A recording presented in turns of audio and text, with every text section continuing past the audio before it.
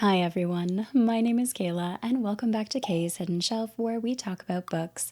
Today I'm going to be sharing with you my spoiler-free review for Seeds of War by João F. Silva.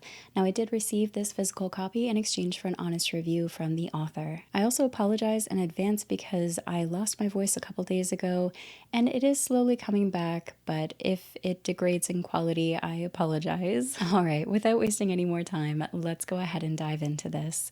This is a daring epic filled with gritty battles, devastating smoke magic, and war.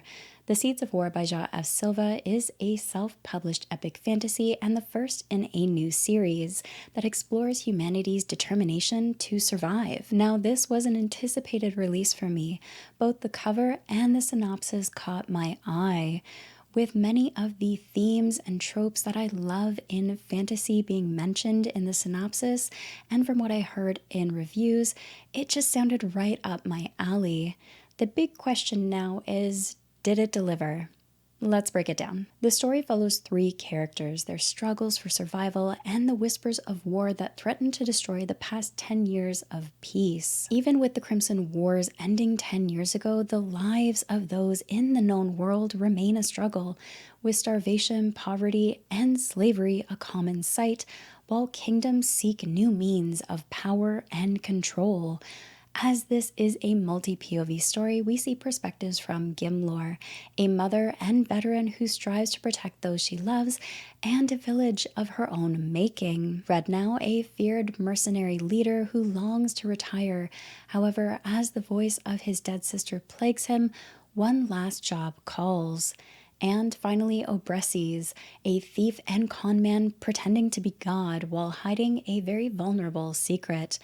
Firstly, the characters drew me in right from the start. Their introductions felt effortless, making it easy to connect with them and the side cast. It was unique in that their relationships, personalities, goals, and circumstances of their lives were established in a way that felt like meeting an old friend, all while weaving mystery in along the way. Something else I appreciated in this was how well the characters and the tropes surrounding their stories were handled.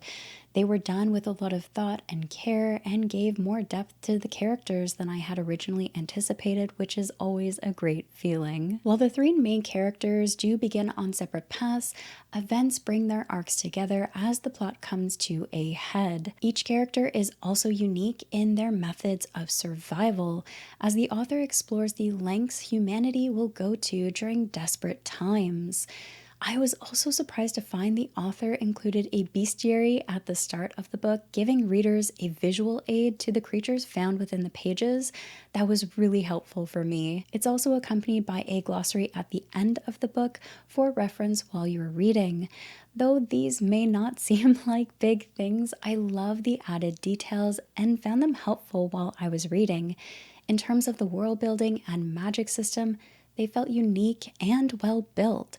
The world itself is large, with various terrains, cultures, lore, and creatures. It also had a gritty feel to it, including political scheming, military tactics, and even flintlock elements. The introduction depicting the smoke magic in use doesn't hold back either, showing just how dangerous the Smokesmiths can be. The magic is also devastating, and it's not without consequences to the Smokesmiths either, which I really appreciated. Now, all that being said, I found some areas felt repetitive within the storytelling. Though it didn't take away from my overall enjoyment of the book, it is something that I noticed while reading and took me out of the experience now and again. However, the world, magic, and characters remain well crafted, and the author's writing will only grow from here. So, the big question, did it deliver? Yes, it did. The characters and magic were intriguing, the battles were gripping, and the story left me wanting book 2 in my hands right away. There was a lot that I enjoyed in this, and I look forward to reading more from the author, especially to see how their writing grows and how the story continues. I would recommend this for readers of fantasy who like grim tones, are looking for their next action-packed read, and a bit of a different magic system. Overall, I gave this 4 out of 5 stars and I had a great time with it. Is this something you might pick up? Have you read it already? Leave your thoughts and comments down below. I'd love to hear from you. As always, thank you so much for watching and take care of yourselves.